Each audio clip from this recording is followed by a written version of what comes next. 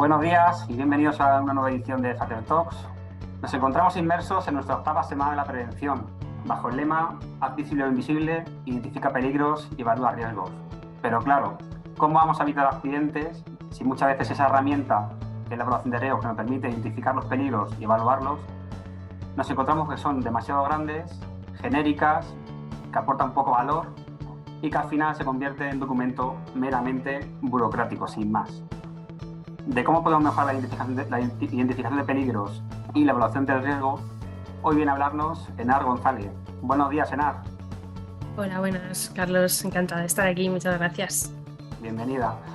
Enar es graduada en Psicología y máster en Prevención de Riesgos Laborales y siempre ha estado vinculada su actividad en el mundo de la seguridad y salud en los aspectos relacionados con la cultura preventiva y a los factores humanos y organizativos que afectan al desempeño de las personas en el trabajo. Actualmente es consultora de la empresa I+3, donde desarrolla diferentes proyectos relacionados con la cultura de seguridad y la innovación en seguridad y salud.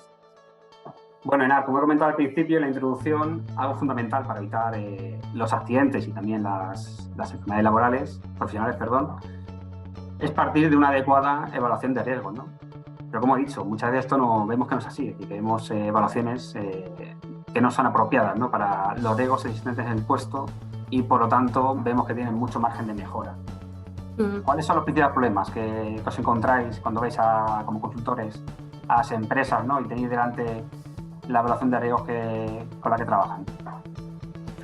Pues yo creo que el problema en parte ya lo hemos definido un poco en la introducción. No está claro que la evaluación de riesgos para un prevencionista tiene que ser una herramienta fundamental porque es tu punto de partida, ¿no? Es lo que te va a permitir luego desplegar toda tu actividad preventiva, ¿no? Saber pues dónde tienes que poner medidas, dónde tienes que tener el ojo más avispado, ¿no? Para que al final consigamos nuestro objetivo como prevencionistas, que no deja de ser que todo el mundo vuelva sano a casa. Pero como decíamos, hay veces que la evaluación de riesgos se queda un poco coja, ¿no? En el sentido de eso, de que muchos prevencionistas tienen ese sentimiento de que podrían aportar mucho más valor, de que podría ser algo mucho más relevante para la empresa de lo que realmente luego acaba siendo.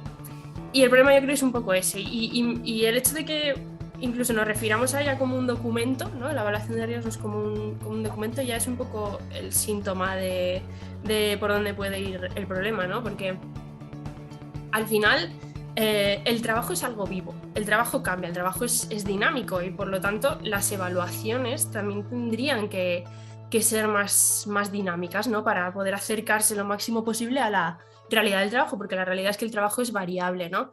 Y al final, al aferrarnos al papel, un poco también somos conscientes, ¿no? Porque así se nos pide, ¿no? Que lo tengamos todo negro sobre el blanco. Al final eso nos acaba jugando a la contra, ¿no? E incluso hace que sean evaluaciones que al final resultan un poco, o sea, hace que los demás tampoco tengan interés en la evaluación de riesgos. Sea un documento poco atractivo para los ajenos, ¿no?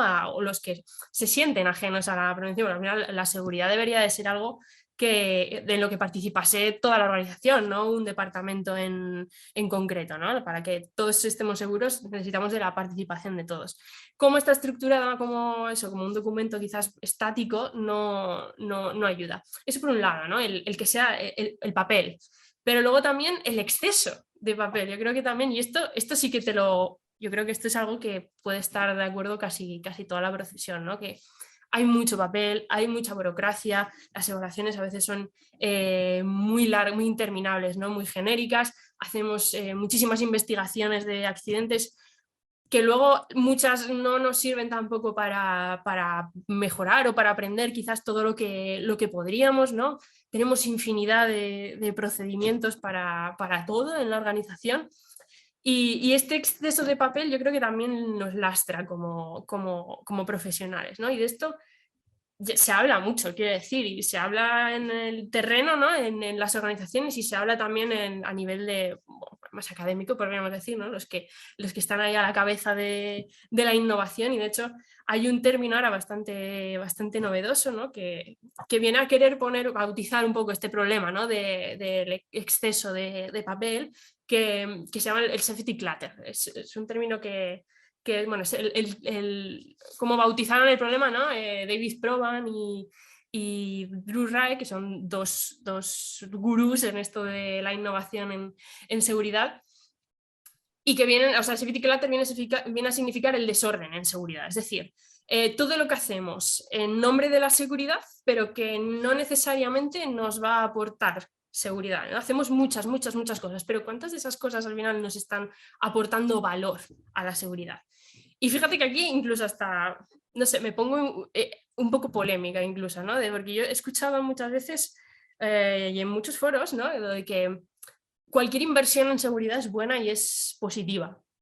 Y está claro que hay que invertir en seguridad, no se me ocurriría poner eso en tela de juicio ni mucho menos, ¿no? Pero la inversión será buena si nos va a ayudar a mejorar la seguridad, ¿no?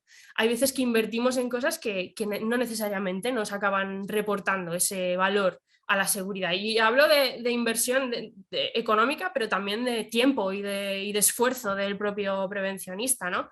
Al final tenemos mucho ruido, ¿no? en nuestra actividad, y el ruido al final molesta, y molesta al prevencionista, pero molesta también al trabajador, molesta a la dirección, molesta a la cadena de mando.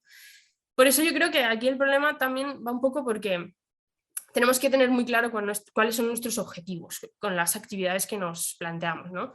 El objetivo al final de un prevencionista tendría que ser, ¿no? Pues, que lo que hace ayude a reducir el daño, ¿no? A reducir el riesgo de accidentes. Para eso tendrían que servir nuestras actividades, pero incluyendo las evaluaciones, incluyendo las investigaciones, ¿no? Pero el caso es que al final muchas veces si nos paramos a pensar para qué sirven muchas de las actividades que hacemos, vemos que no solo hacemos actividades para hacer seguridad, sino también para demostrar la seguridad. Estamos dedicando mucho esfuerzo a demostrar que nos implicamos en la seguridad, a demostrar que esto es algo que nos importa, ¿no? Para dar ese sentimiento, más que simplemente para mejorar la seguridad. Y esto es importante, quiero decir, no estoy quitando la importancia a la de demostrar seguridad, pero seamos también conscientes, ¿no? De a qué estamos aportando con cada una de las acciones que hacemos. Sí, pues lo has comentado, una visión muy en la línea Lean, ¿no? Es decir, de centrarse en realmente importante y eliminar todo desperdicio, ¿no? Toda pérdida de tiempo, todo lo que no aporta valor fuera de la ecuación, ¿no? Lo has comentado ahora mismo muy por encima, lo de demostrar seguridad, pero es un término que me gustaría que, lo hemos hablado tú y yo en las conversaciones previas que hemos tenido, pero me gustaría que lo compartieras con nosotros porque me parece muy interesante. Es decir, comentas que no solamente hay que hacer prevención, sino que también hay que, o se nos exige, demostrar seguridad. ¿A qué te refieres con esto? Hay muchas veces que lo que tú dices, ¿no? Se nos exige demostrar la seguridad que hacemos. Eso al final nos hace que estemos dedicando una cantidad ingente de recursos y que al final nos está quitando tiempo y esfuerzo, ¿no? A dedicárselo a lo que realmente, a tener controlados nuestros riesgos más importantes, ¿no? Al final, cuando tenemos que investigar, cuando una persona se tuerce o se tropieza porque estaba mirando a otro sitio, ¿no? Si tenemos que investigar cada pequeño incidente, que no digo que no sea importante, ¿no? Pero que eso al final nos está lastrando, ¿no? Para poder dedicar tiempo a, por ejemplo, investigar accidentes en más profundidad, ¿no? Accidentes que sí que tengan potencial de aprendizaje, pues poder dedicarles el tiempo extra y juntarte con el equipo y decir, bueno, no, mira, aquí yo creo que hay que pararse a pensar, a ver, ¿qué estaba pasando aquí? ¿Qué era lo que nos estaba generando esta situación? ¿Qué podemos aprender de eso, ¿no? Y más allá de otras muchas actividades, ¿no?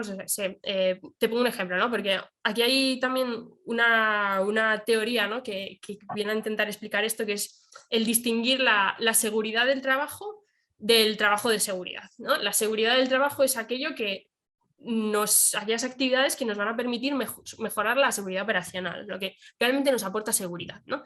Y el trabajo de seguridad son todas esas otras acciones que estando vinculadas a la seguridad no necesariamente te aportan seguridad, sino que van más encaminadas a eso, a hacernos sentir seguros, a demostrar que nos implicamos en la seguridad, ¿no? Por ejemplo, si tú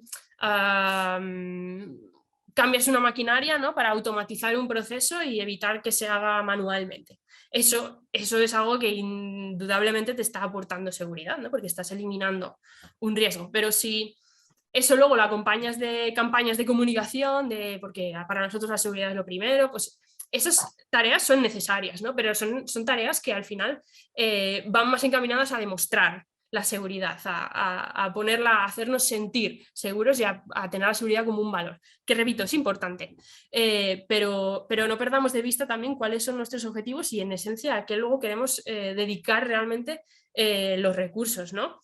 Que no se nos desvíe tampoco nos desviemos de lo más importante, porque eso también nos puede llevar a una falsa creencia, ¿no? A pensar que por hacer muchas cosas, ¿no? Porque por desplegar muchas acciones, ¿no? Y mirad cuántas acciones de mejora hemos hecho, tantas acciones de mejora, hemos hecho tantas investigaciones de accidente. No queramos o no nos confiemos, ¿no? En que porque estemos haciendo muchas cosas, eso quiera decir que estamos siendo seguros. Hay que ver qué valor nos está aportando todas esas acciones y cuántas realmente, ¿no? son las imprescindibles. Y ahí es donde viene también lo del desorden en seguridad, ¿no? El separar la paja del grano. Sí, cantidad versus calidad, ¿no? Podemos hablar. Bueno, vivimos en un contexto muy cambiante, en que, bueno, de un día para otro los puestos de trabajo cambian, evolucionan, las organizaciones, las empresas son cada vez más complejas y, por tanto, nuestro trabajo también como prevencionistas pues también debe evolucionar, ¿no? ¿Cómo se puede aportar valor, ¿no? A la identificación de peligros y a la evaluación de riesgos en este panorama que, nos gusta o no, es el que nos ha tocado vivir y experimentar? Yo creo que aquí hay una clave, ¿no? Que es muy sencilla decirla y no tan fácil hacerla como casi todo en la vida. Y es intentar encontrar, pero ojo, no es sencillo, pero se está haciendo, ¿eh? Se está haciendo en muchos sitios. Es intentar superar esta barrera del papel, ¿no? El intentar buscar el equilibrio entre lo estandarizado, entre las auditorías, los procedimientos, ¿no? Que son fundamentales, porque quiero decir, si en eso no tenemos una guía, no tenemos a dónde partir, una referencia, pero no nos quedemos solo ahí, intentemos encontrar el equilibrio entre todo eso y la adaptación, la capacidad de adaptarnos, la resiliencia, que se habla mucho ahora, ¿no? Las organizaciones resilientes, las organizaciones que son capaces de integrar la variabilidad del día a día, porque al final el trabajo es variable, el trabajo, tal y como nosotros lo podemos plasmar en una evaluación de riesgos, por más rigurosa que sea la evaluación de riesgos, ¿no? Solo va a ser una aproximación de lo que luego en realidad puede ser el día a día de desempeñar esas tareas. Aquí es donde viene un poco también la distinción, que supongo que no le sonará nueva a mucha gente, ¿no? Entre el trabajo prescrito, la tarea prescrita y la tarea real, ¿no? La tarea tal cual se supone que tiene que hacerse y luego la tarea tal cual se hace en la realidad, porque la realidad es que hay tantas circunstancias que nos pueden afectar a nosotros como personas y a la organización y al contexto, ¿no? No todos los días tenemos la misma habilidad para hacer una tarea, no todos los días las condiciones ambientales son iguales, ¿no? Hay tantas variables que pueden afectar a cómo se desempeñan las tareas que es muy difícil poder recogerlas todas sobre el papel, ¿no? Entonces yo creo que aquí la clave es ser conscientes de que tenemos estas brechas, ¿no? Como prevencionistas, estas brechas existen. A lo que tendríamos que aspirar es a entenderlas y a intentar visualizarlas, a intentar saber dónde están, dónde tengo yo mis gaps, ¿no? ¿Dónde tengo esta variabilidad, hasta qué punto esta variabilidad es gestionable por las personas, hasta qué punto no. Si tomamos conciencia de esto, será cuando realmente podamos empezar a aportar valor con nuestra actividad preventiva, con nuestras evaluaciones, con nuestros procedimientos, ¿no? Pero aquí está claro que para poder ser conscientes de dónde está esta variabilidad tenemos que contar con la gente, porque quien conoce de primera mano la variabilidad del trabajo es el que lo hace todos los días, son las personas, ¿no? Las que están a pie de terreno. Por lo tanto, no es que tengamos que compartir con ellos las evaluaciones, es que tenemos que hacer con ellos las evaluaciones, ¿no? Ellos son los que nos van a decir dónde están los los problemas. Si nosotros como prevencionistas tenemos que arrimarnos a ellos todo lo que podamos para poder conocer esos gaps y para poder también formarles para que sean capaces de gestionarlos, ¿no? Empoderarles en ese sentido.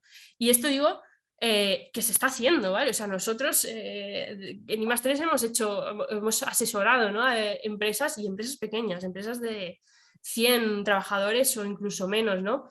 Para que hiciesen evaluaciones de riesgo participativas. Evaluaciones de riesgo en las que fuesen los mandos, ¿no? Los mandos con el apoyo de los técnicos, obviamente, ¿no? Y con una formación, ¿no? Pero a través de implicar a los mandos, ¿no? Que fuesen los propios mandos con sus equipos los que identificasen cuáles eran los riesgos que hay en sus tareas y en sus puestos. Así es cuando realmente estamos aterrizando nuestra evaluación y además estamos implicando al personal y empoderándole, diciéndole, oye, que esto depende de ti, oye, que sin tu conocimiento esto no tira tampoco para adelante, yo no lo puedo saber todo, el que está al pie del cañón eres tú, para hacer bien mi trabajo necesito que tú también me ayudes. Y también les estamos haciendo parte de la solución, porque ¿cuántas veces pasa que un técnico, ¿no? propone no sé, quiere mejorar la ergonomía de una tarea, ¿no? Y entonces vamos a implementar un útil nuevo, ¿no? Un útil nuevo, súper moderno, ¿no? Y luego resulta que bajas y la gente no lo está usando, ¿no? Y a veces la gente prefiere usar el apaño que se han hecho ellos, ¿no? de cualquier modo y manera a un útil específicamente pensado para eso. Y eso, la motivación muchas veces es que cuando no nos implican a nosotros en el diseño de la solución, nos cuesta integrarla, ¿no? La vemos con cierto rechazo. Entonces, si les integramos, si les hacemos parte de esto y les hacemos parte de definir el problema y de definir la solución, luego no habrá tanto rechazo, ¿no? Esto es algo que hacen muy bien también las organizaciones altamente fiables, que esto ya es harina de otro costal, esto ya es como el top, ¿no? La flor y la nata de la seguridad, todas esas organizaciones nucleares, aeronáuticas, ¿no? Que son empresas que tienen unos riesgos grandísimos, ¿no? Que pueden causar catástrofes si hay un accidente, pero que consiguen tener un desempeño en seguridad brutal. Y es precisamente porque, o sea, se han hecho estudios, ¿no? Para ver qué es lo que hace bien esta gente, ¿no? ¿Por qué les sale, por qué funciona tan bien teniendo riesgos tan altos? Bueno, pues porque han sabido entender el conjugar una cadena de mando muy bien estructurada, una jerarquía muy bien definida, con luego ser capaces de tener eso que llaman la deferencia a la experiencia, ¿no? A que cuando hay un acto, hay algo inesperado, ¿no? Son capaces de decir, de olvidarse un poco de esa jerarquía y decir, bueno, aquí el que tiene que decidir es el que tiene el conocimiento operativo, que no necesariamente sea el que tenga el rango o la responsabilidad más alta, ¿no? Ahí es donde también estás empoderando claramente a la gente, ¿no? Y eso es un poco, bueno, también lo que nos habla la ingeniería de la resiliencia, también muy, muy en línea con los nuevos enfoques, el olvidarnos un poco de que todo lo que se desvíe de la norma tenga que ser un fracaso o un error, ¿no? Las organizaciones son muy complejas, si la gente no sigue la norma muchas veces habrá un motivo y lo que habrá que hacer es entenderlo, bajar, hablar con la gente y ver qué podemos aprender también de eso, no ver los errores como fracasos, sino como también oportunidades de aprendizaje. Sí, al final supone poner a las personas en el foco, ¿no? En el centro, como bien en Visión Cero, que además es nuestra filosofía, ¿no? Aquí en Fraternidad para trabajar con las empresas, para intentar reducir su siniestralidad, ¿no? Y conseguir esos entornos pues, sanos, seguros y saludables, ¿no?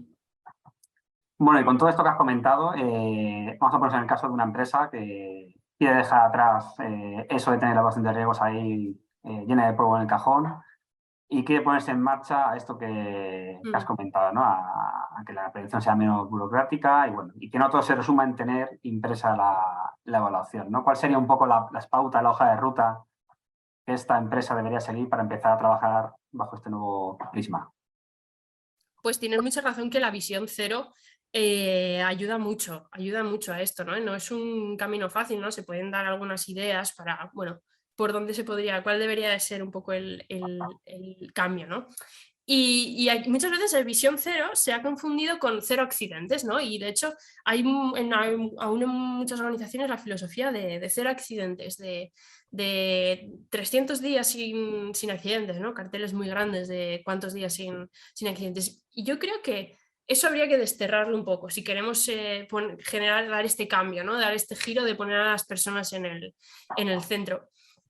Porque aspirar a no tener accidentes, a tener 0 accidentes, viendo, ¿no?, lo que estamos viendo de que al final el trabajo es variable, de que hay cientos de cuestiones que entran en juego y que afectan a cómo nos desempeñamos.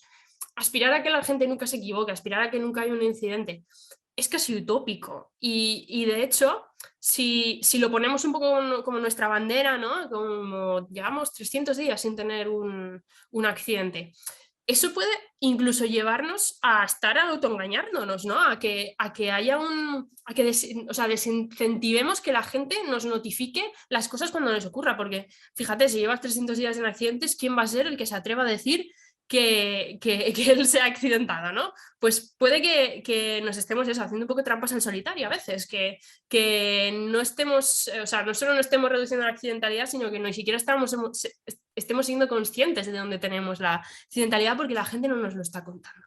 Por eso, lo que deberíamos de centrarnos no es tanto en 0 accidentes, sino en 0 daños, que al final es lo que pretende Visión Cero, ¿no? Visión Cero se ha asociado muchas veces a hacer accidentes, pero en realidad de lo que habla Visión Cero es de 0 daños. Visión Cero no te dice que no tengas accidentes, te dice que trabajes para que, aunque la gente se equivoque y aunque haya incidentes y aunque la gente se tropiece y aunque la gente se equivoque en definitiva, ¿no? Porque para eso somos personas, no nos vamos a equivocar. Eso tiene difícil solución. Trabajemos para generar sistemas y organizaciones, ¿no?, que puedan integrar y asumir esos errores y que consigamos sistemas en los que la gente se pueda incluso al loro equivocar de forma segura, ¿no? Que el propio sistema nos permita integrar y gestionar y ser resiliente a esos errores que puede cometer la gente. Esto, ya te digo, fácil no es para nada, ¿no? Pero bueno, yo creo que trabajar la cultura preventiva en las organizaciones puede ayudar mucho a dar este salto. Y aquí yo creo que si tuviese que dar un par de pautas, ¿no?, yo creo que la primera sería trabajar el liderazgo de la dirección y de la cadena de mando. Si la dirección no cree en ello, si la dirección no apuesta por invertir en esto, ¿no?, en tomarse en serio estas cosas, va a ser difícil que luego esto tire para adelante, ¿no? Está claro que el cambio cultural tiene que nacer de la dirección y luego se irá, digamos, cayendo un poco por goteo a toda la organización, pero tiene que nacer de la dirección y de la cadena de mando. Hay que implicarles, ¿vale? Hay que hacerles ver que ellos son el ejemplo de su equipo, ¿no? Ellos son los que pueden marcar la expectativa, ellos son los que pueden marcar la diferencia y marcar un poco la línea de lo que está bien, de lo que es esperable, ¿no?, y de lo que no es esperable. Yo de ti como trabajador espero que no te arriesgues, espero que no asumas riesgos, espero que si identificas un peligro que no se había visto, levantes la mano y me lo cuentes. Eso es lo que yo espero de ti, eso es una línea que tenemos que trabajar con los mandos, ¿no? Y incluso es lo que nos dice la evidencia científica, que tiene que nacer de la dirección. Nosotros esto lo trabajamos mucho en las empresas con programas de liderazgo, pues para activar a la cadena de mando, ¿va? Eso para que asuman que ellos son los que pueden cambiar la cultura en la organización. Se ha visto en muchísimas empresas. Hay, por ejemplo, un documental en Netflix muy chulo que habla sobre este tema, que es el caso de Boeing, ¿no?, la gran empresa Boeing, que hubo un cambio en la dirección que hizo que pasase a ser una empresa muy centrada en la seguridad en la operación, ¿no? Hacemos aviones, pero los hacemos de forma segura, y si tengo que retrasar el lanzamiento del avión, lo lanzaré. Los beneficios llegarán cuando tengan que llegar, pero llegarán sabiendo que hemos hecho el trabajo bien. Bueno, hubo un cambio en la dirección, ¿no?, que hizo que la empresa se centrase mucho más en temas financieros, ¿no?, en entrar en bolsa, en aumentar los beneficios, ¿no? Se convirtió en una empresa financiera, por así decirlo. Y la gente que antes tenía un sentimiento de pertenencia, y se ve muy bien en el documental, ¿no?, tenía un sentimiento de pertenencia brutal por trabajar a Boeing, porque sentían que se les tenía en cuenta, que se les empoderaba, que tenían algo que decir, ¿no? De repente esa cultura cambió de la noche a la mañana. O sea, es realmente muy grande el poder que puede llegar a tener ese rol de la dirección. Pero no solo hay que trabajar con la dirección, hay que trabajar también con la primera línea y hay que empoderar al personal de primera línea. Al personal de primera línea le tenemos que dar la posibilidad, ¿no?, de que, y las herramientas para que ellos mismos sean conscientes de los riesgos. Y me encanta el título que tenía la charla, que era por hacer visible lo invisible. Nadie mejor que el que está día a día al pie del cañón puede hacernos visible lo que para un técnico a lo mejor puede pasar desapercibido, como es normal, porque no lo podemos ver todo, ¿no? O sea, que empoderarles, darles la herramienta y la formación y el conocimiento y respaldarles, ¿no? Para que sepan que si ven una situación que no pueden controlar, levanten la mano y nos lo cuenten. Eso también es muy, muy importante, ¿no? Yo creo que y con esto no me refiero tampoco a la formación inicial. La formación inicial está muy bien, ¿no? El contar a la gente todos los riesgos, todos los equipos necesarios, pero no nos quedemos solo ahí. Hay que también bajar y hablar con la gente. ¿Qué es lo que...? Y enterarnos realmente de qué sabe la gente, qué no sabe la gente, independientemente de lo que el papel me diga que tiene que saber o que no saber, ¿no? Bajar, hablar, comprobar, saber qué necesitan de nosotros, ¿no? Que nos vean como aliados, que nos vean como esa persona que le quiere ayudar para que haga su trabajo lo más seguro posible, entender que esto es un equipo, que estamos en el mismo barco, ¿no? Tenemos que remar juntos, podríamos decir. Por ejemplo, nosotros estamos trabajando con una empresa ahora que lo que está haciendo, quiere empoderar a sus trabajadores, ¿no? No quiere que se expongan a riesgos y así lo quiere ver, ¿no? No hay ningún trabajo que sea tan importante como para que tú te expongas en riesgo. Bueno, pues estamos haciendo un procedimiento, ¿no? Para empoderar a los trabajadores, para que los trabajadores sepan cómo tienen que actuar cuando detectan una situación insegura. Bueno, pues párate, piensa en lo que tienes que hacer. ¿Puedes solucionarlo? Bien. ¿No puedes solucionarlo? Avisa a tu supervisor. Vemos a ver cómo lo podemos solucionar. Pero ya le está dando la herramienta al trabajador de primera línea para que no se exponga. Eso es un ejemplo de empoderar y de liderar en seguridad. Y eso nos ayuda mucho a identificar peligros, ¿no? Porque será cuando la gente levante la mano, será cuando realmente hagamos visible lo invisible. Coméntanos, ¿qué herramientas e iniciativas así innovadoras se están llevando a cabo para mejorar las evaluaciones y en general la seguridad de los trabajadores? Bueno, yo por recogerte el guante de lo que comentabas, ¿no? De la productividad versus la seguridad, que es un tema que trae de cabeza a muchísimos directivos, o sea, no es exclusivo o sea, quiero decir, esto está a la orden del día y no son ajenos a ello, ni mucho menos los directivos, ¿eh? Lo hemos trabajado y nos hemos sentado a hablar y decir, bueno, tú eres consciente que tienes este problema, ¿no? ¿Qué hacemos? ¿Cómo lo solucionamos? Bueno, los trabajadores tampoco son ajenos al problema. O sea, quiero decir, la seguridad es lo primero. Bueno, sí, pero ninguna empresa vende seguridad. Tú venderás el producto que fabriques, ¿no? Lo que tenemos que conseguir y trabajar con la gente es encontrar el equilibrio entre producir todo lo que podamos en el menor tiempo posible, de la mejor forma posible, sin que eso lleve a exponerse a nadie a ningún riesgo. La gente, si se lo cuentas, lo entiende, pero a veces esto hay que también contarlo a la gente, de bueno, sí, se ha averiado una cosa y va a tardar 3 meses, lo sé, pero chico, en este momento podemos aspirar cada cual también con los recursos que tiene, gestiona la situación lo mejor que puede, ¿no? Y mucho está también empoderar también pasa por informar a la gente y porque la gente sepa lo que está pasando. Y cuando hablas con la gente muchas veces te sorprende, ¿no? Lo que llegan a ayudarte y a entender y a mejorar y a gestionar la situación.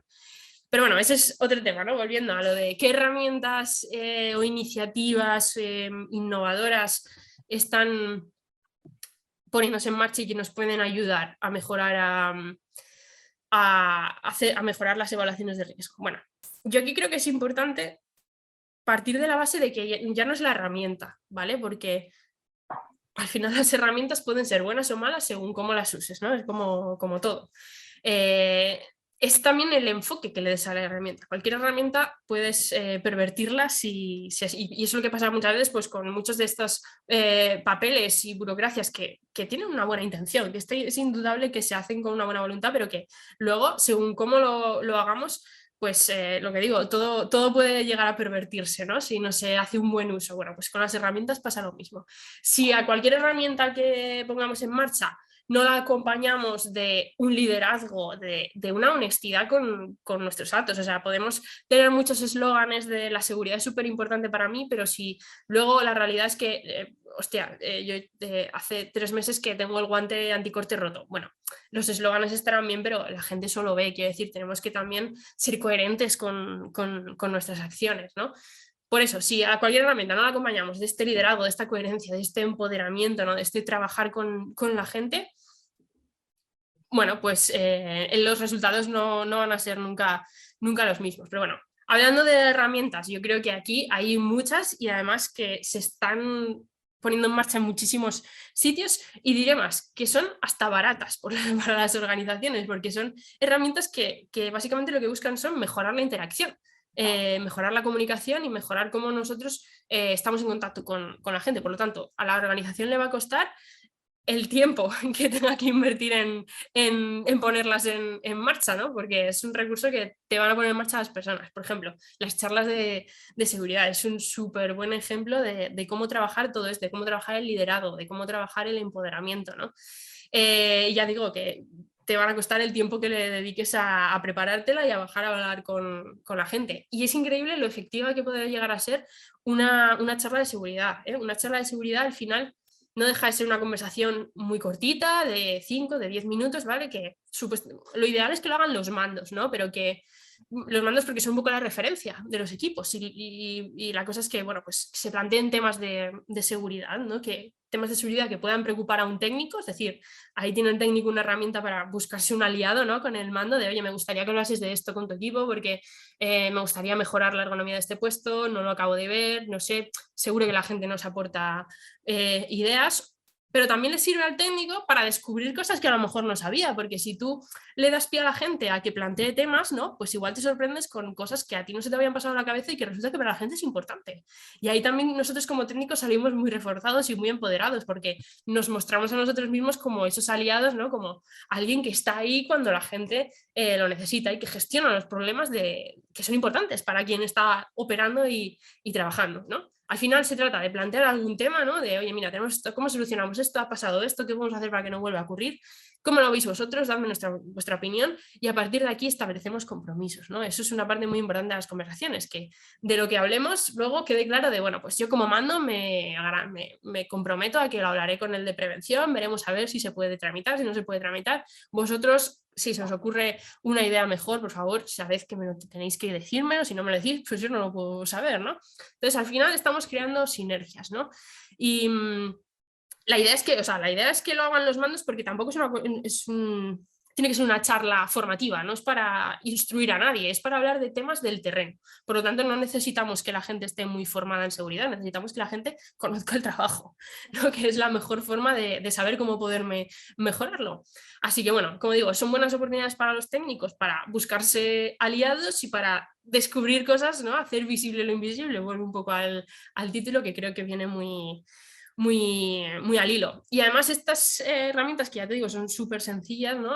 Tienen eficacia demostrada. Aquí hay Zoar, ¿no? Que es bueno, el padre, podríamos decir, del clima de seguridad, ¿no? El que definió por primera vez la cultura, el clima de seguridad. Hizo un estudio para ver cómo afectaban, ¿no? Estas interacciones entre los mandos y sus equipos en los actos inseguros que cometía la gente. Entonces, durante un tiempo le estuvo diciendo a los mandos, oye, mira, tenéis que hablar con la gente, tenéis que hacer charlas de seguridad con la gente, ¿no? Y al mismo tiempo fue registrando los incidentes que se iban produciendo. Y se vio viendo, ¿no? El estudio es súper contundente porque te dice, mira, a medida que se van haciendo más conversaciones de seguridad, los incidentes, los actos inseguros de la gente se reducen. Y fue tan contundente que cuando se acabó el estudio, te dice, le dieron vía libre a los mandos para que siguiesen haciendo o no haciendo, según su criterio, las conversaciones de seguridad, y tú ves una grafiquita y el número de interacciones sigue subiendo después de que se termina el estudio. O sea, los mandos vieron tan claro que eso les estaba ayudando que siguieron haciendo conversaciones de seguridad, aun cuando ya no tenían necesidad de hacerlas, ¿no? Por lo tanto, un ejemplo de una herramienta muy útil para empezar a hacer este cambio, ¿no? De poner la gente en el centro. Hay muchas más, están los paseos de seguridad, por ejemplo, que aquí sí que le viene al pelo al técnico, ¿no? Los paseos de seguridad o Gemba Walk, Safety Walk, hay muchos nombres para esto, ¿no? Al final es bajar al terreno y hablar con la gente y darte un paseo de voy a ver hoy que sé, que tienen que hacer una operación especial, que hay un trabajo en altura, que tienen que limpiar esto que no se hace habitualmente, pues me voy a bajar y voy a comprobar, ¿no? que la gente pues conoce el procedimiento, porque pues chico, si llevan un año sin hacerlo, lo mismo no se acuerdan. Entonces será importante, ¿no? Que me ven a mí allí, ¿no? O si tienen que balizar algo, pues pasearte por allí, hablar con la gente, preguntarles, saber, ¿no? qué opinan ellos, qué saben, qué desconocen, también es otra buena herramienta para un técnico, o incluso círculos de de salud también pueden ser buenas herramientas. Este ya es más para tratar problemas más complejos, ¿no? De, bueno, tengo este problema, ¿no?, de diseño que no sé cómo solucionarlo. Pues bueno, vamos a reunirnos, ¿no?, vamos a juntarnos, el técnico, el mando, el director, el operario, el de seguridad, el de quien sea competente, ¿no?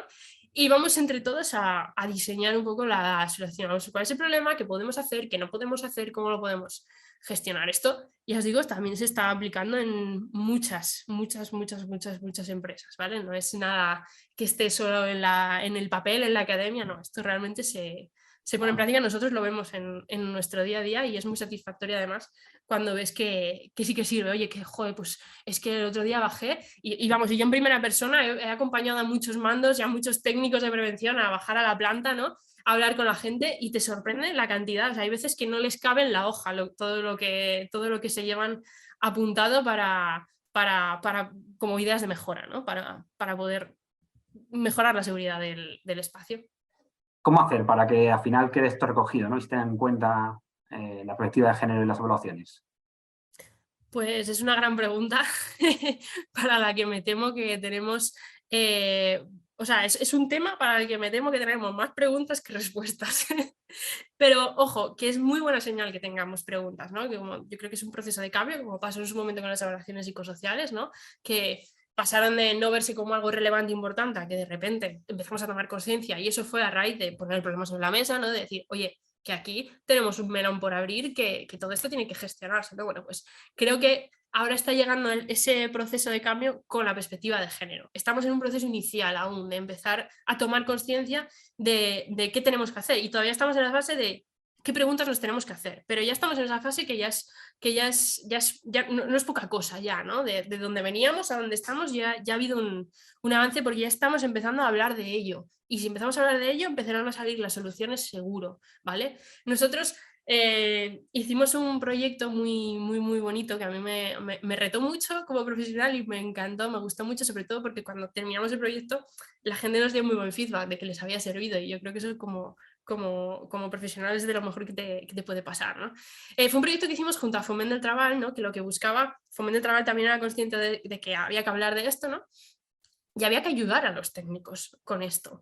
Y dijimos, bueno, vale, ¿qué podemos hacer? Bueno, no vamos a descubrir nada que no esté descubierto ya, pero sí que podemos aunar un poco todo lo que hay y decirle al técnico, mira, esto es lo que se sabe, esto es lo que no se sabe, esto es lo que podemos decir hasta ahora, esto es un poco una guía práctica, ¿no?, de con todo lo que sabemos, cómo podemos empezar a integrar esto en nuestra empresa. Y yo creo que después de todo ese proceso de revisar, analizar, ver lo que había, lo que no había, lo que faltaba, lo que se echaba en falta, ¿no?, el proceso de integrar la prevención, la perspectiva de género, tiene que empezar por poner el problema sobre la mesa.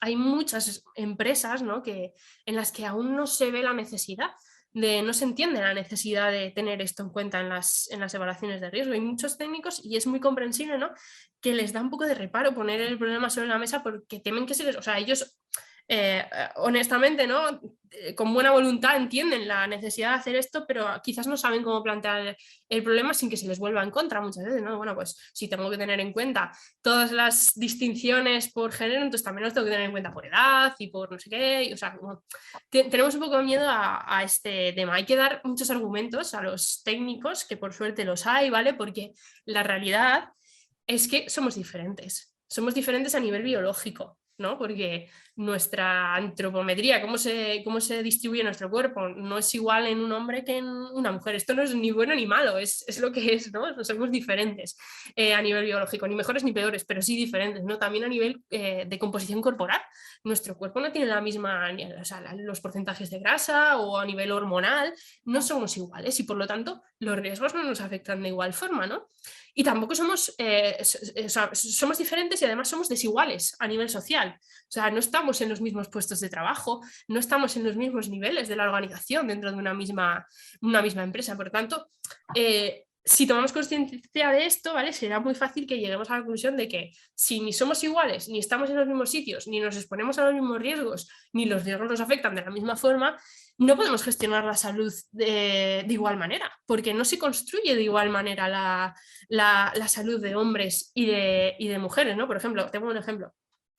que ya había comentado con otra compañera. A día de hoy, los valores límite de exposición a riesgos químicos se dan como valor genérico. Se asume que una exposición que será segura, o sea, que hay un nivel de exposición que es segura para todo el mundo, ¿no? Cuando sabemos que por los ciclos hormonales y por la composición del cuerpo, hombres y mujeres asimilan muchos productos químicos de forma diferente, pero es algo que a día de hoy no se está haciendo. Por lo tanto, y esto es algo que hay que poner en valor para los técnicos de prevención, aquí estamos un poco atados de manos hasta que no empiece a activarse esto desde muchos órganos, ¿no?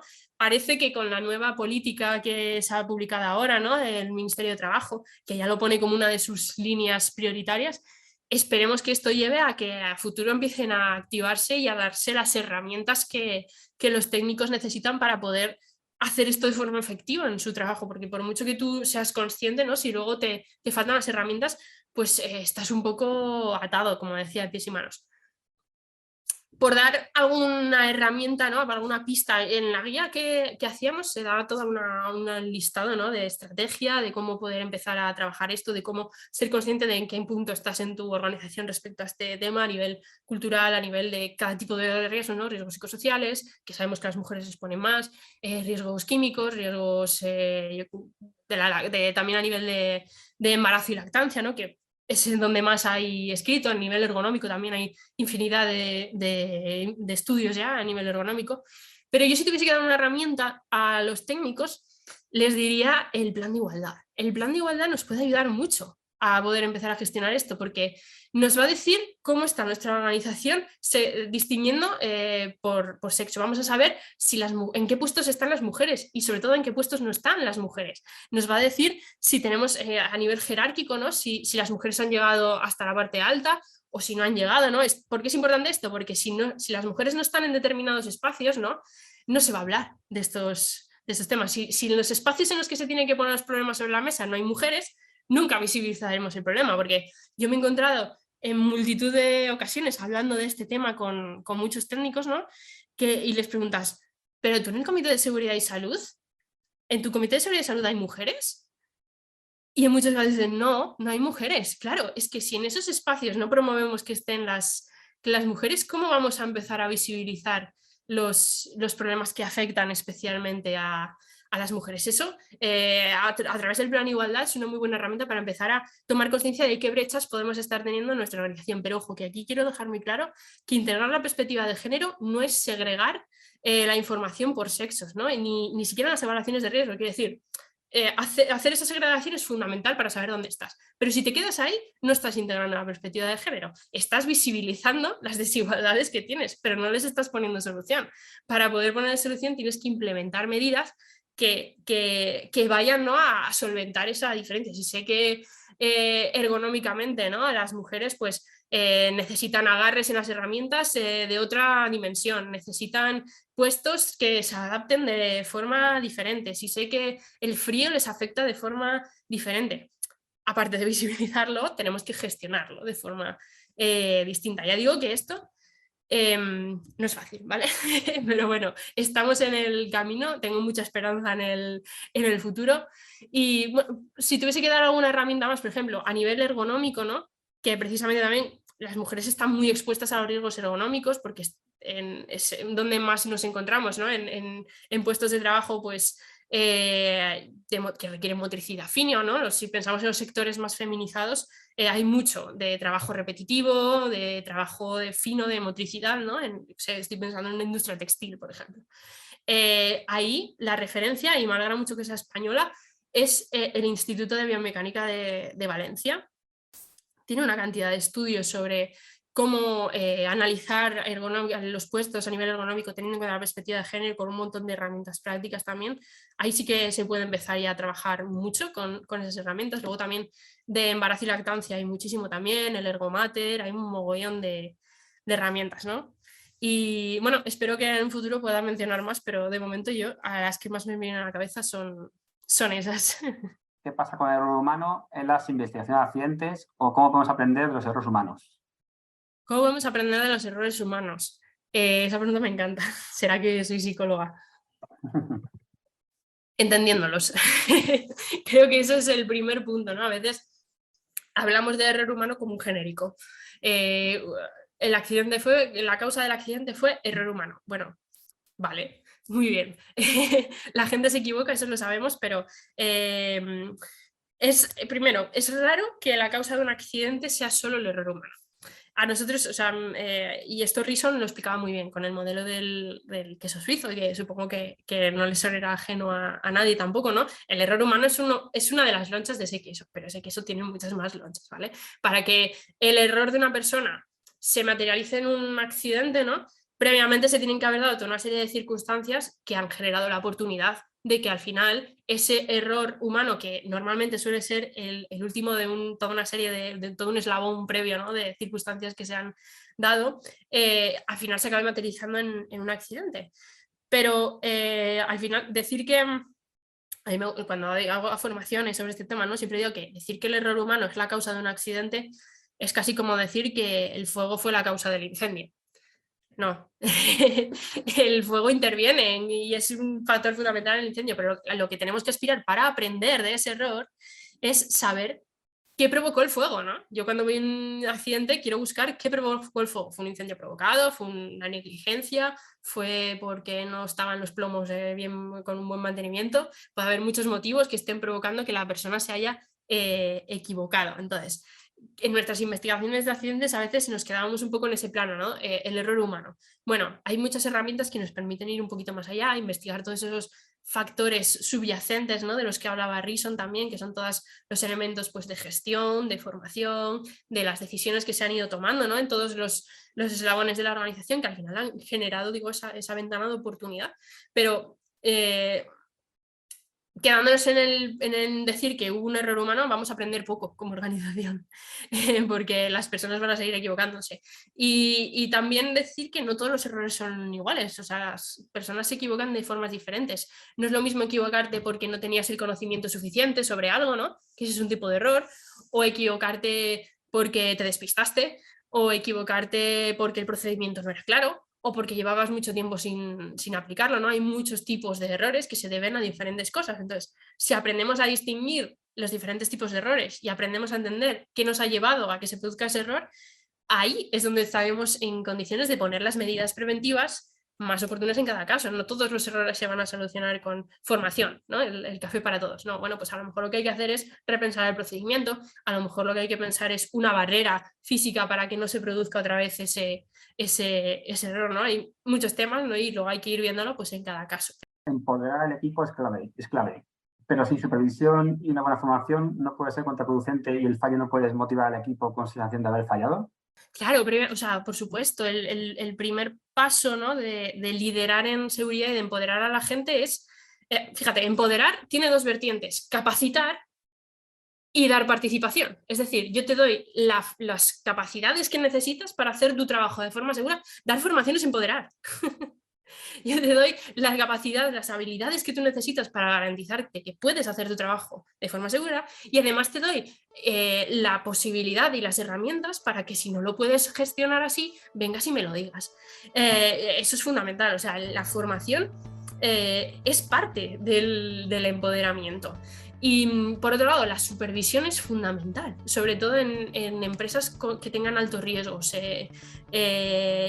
intrínsecos a su operación, ¿no? O sea, en cualquier empresa, no sé, petroleras, aeronáuticas, la supervisión es algo que forma parte del día a día, ¿no? El estar con la gente y el ver cómo opera la gente. Pero ojo, una supervisión que lo que busque sea acompañar y entender, no identificar el error simplemente, sino esto que estás haciendo, lo estás haciendo así, ¿por qué?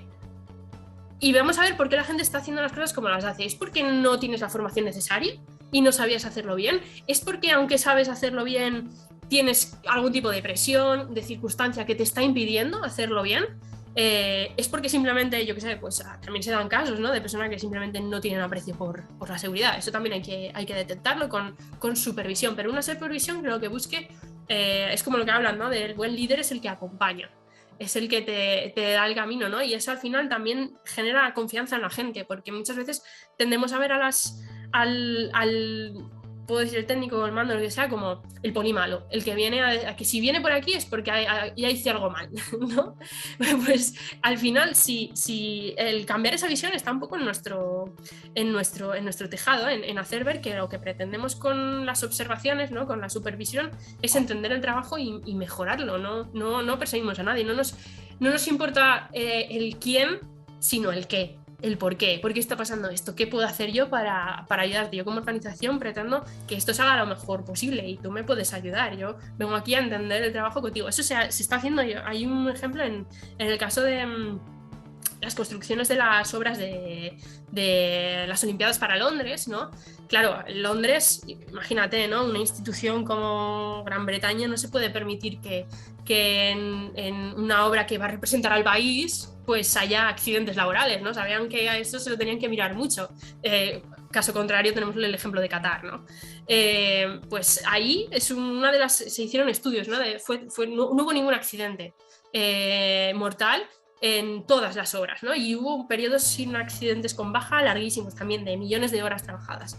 Se investigó qué habían hecho bien y se vio que una de las cosas que habían hecho bien era la supervisión, la observación, las observaciones de seguridad desde el foco del entendimiento.